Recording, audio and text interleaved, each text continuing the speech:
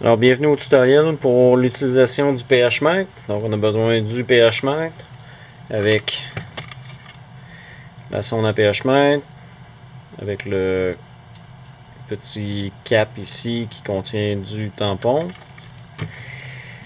J'ai 3 Falcon de 50 ml qui contiennent des pH, des solutions de pH différents. Donc 4,01, 7,00, 9,21. Ces liquides-là viennent de ces enveloppes-là qui devraient être normalement avec le pH mètre. Et on a besoin d'une poire mini-Q ainsi que d'un bêcheur pour faire du rinçage et des Kim Wipe. Donc la première chose, ça va être d'ouvrir le pH mètre. Sur le pH mètre, on a le mode pH et la portion conductivité. La portion conductivité, on ne l'utilise pas dans ce cas-là. Donc ici, on a gauche, donc c'est pour le module de gauche du pH mètre. Donc là, on va passer seulement en mode pH. Donc pour faire la calibration, premièrement, il faut retirer le petit cap qui contient le tampon à l'intérieur. Donc on tire tranquillement. On essaie de garder ce tampon-là. Donc on va le placer notre cap avec le tampon un peu plus loin pour ne pas l'accrocher. Et ensuite, on va utiliser la poire mini-Q et rincer abondamment la sonde à pH. Donc une fois que c'est fait, on va prendre un Kim Wipe, on va venir essuyer la sonde. On frotte pas trop fort sur la portion du bout, on fait seulement toucher pour absorber l'eau. Donc une fois que c'est sec, ou en tout cas le moins d'eau possible, on va ouvrir le tampon 401, puis on va placer notre électrode, la sonde à l'intérieur. Ensuite, on va appuyer sur Cal, le bouton ici. Donc ici, on voit calibrant 1. Tant que le A est en train de flasher, ça veut dire qu'il n'a pas fait sa mesure. Si je tourne un peu mon électrode dans le liquide, les valeurs vont changer. Et tant que cette valeur-là n'est pas stable, l'acquisition ne se fera pas.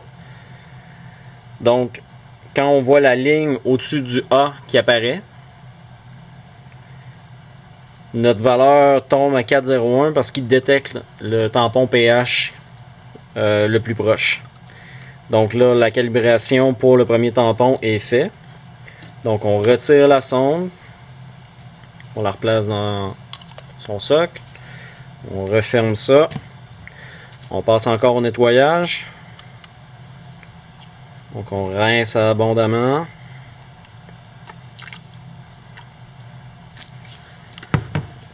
On essuie encore, doucement pour le bout. Ensuite, on prend pH 7. Même chose, on plonge l'électrode à l'intérieur. Et on réappuie sur Cal. Ça va faire passer au calibrant 2.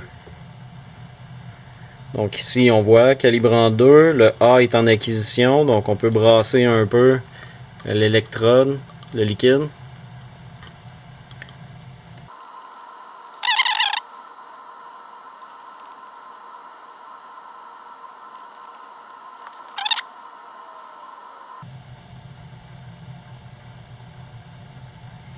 Donc l'acquisition a été faite, la ligne au-dessus du petit A ici est apparue.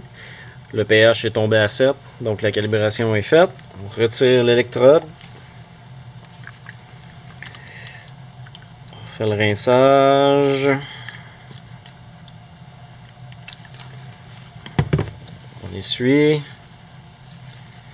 Doucement pour le bout. On place de côté. Ensuite, on va sortir le troisième et dernier tampon.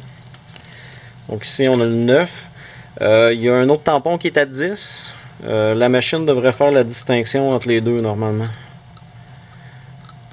Donc, Encore une fois, on réappuie sur Cal pour avoir le calibrant 3.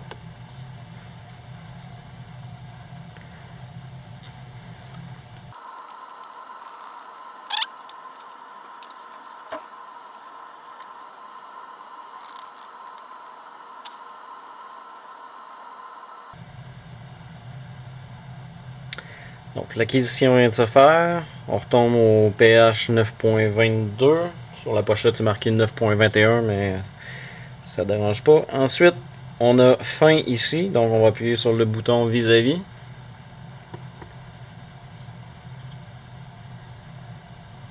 Donc là, on a les valeurs associées avec les pH. On peut regarder le graphique.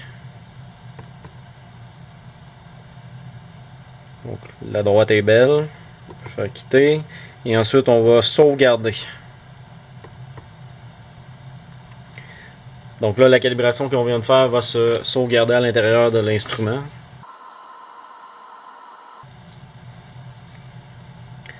Donc à partir de maintenant, on peut commencer à faire des mesures. La seule chose qui est à faire attention, c'est que aussitôt que la ligne est apparue au-dessus du A, il n'y a plus de valeur active qui est faite. Il faut absolument peser sur Read. Et quand le A flash, l'appareil est en mode lecture. Donc je vais aller chercher un tube d'eau Millicu. Ici j'ai de l'eau Millicu. Donc encore une fois, on rince avant d'aller dans une solution.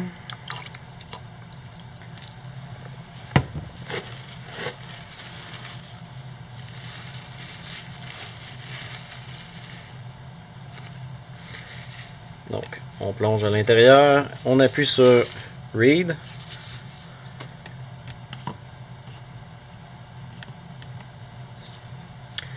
Et on laisse la machine se stabiliser.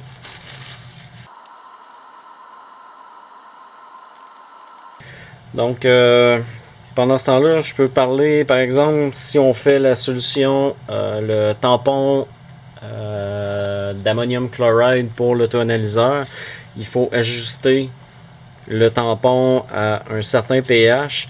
Donc il faut que le bidon soit sur une plaque agitatrice avec un mouvement continu le temps qu'on ajoute l'ammoniac liquide. S'il n'y a pas d'agitation, il va se former une couche sur le dessus qui ne sera pas au même pH que le restant. Il faut absolument que tout soit mélangé en même temps.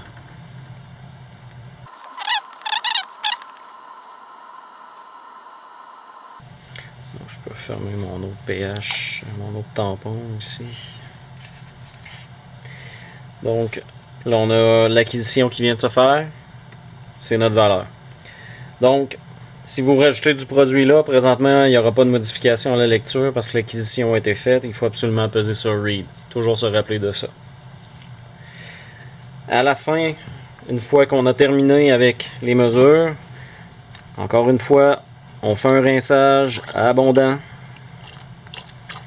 Enlever tous les sels qui pourraient être sur l'électrode. On essuie avec les Kimwipe, doucement pour le bout. Et on va rechercher notre cap avec le tampon à l'intérieur. Et on va le fermer, mais pour qu'il reste quand même un peu d'air.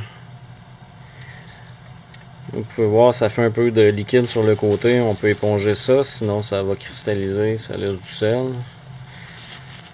Et si jamais vous manquez, vous échappez le tampon, vous pouvez prendre le pH 7 par exemple et remplir peut-être 1 cm dans le fond du bouchon. Donc ici on a quand même, je suis peut-être un peu haut encore. Donc ça serait parfait. Pour créer une atmosphère au-dessus, en dessous de l'électrode. Donc c'est tout. On referme la machine et c'est terminé.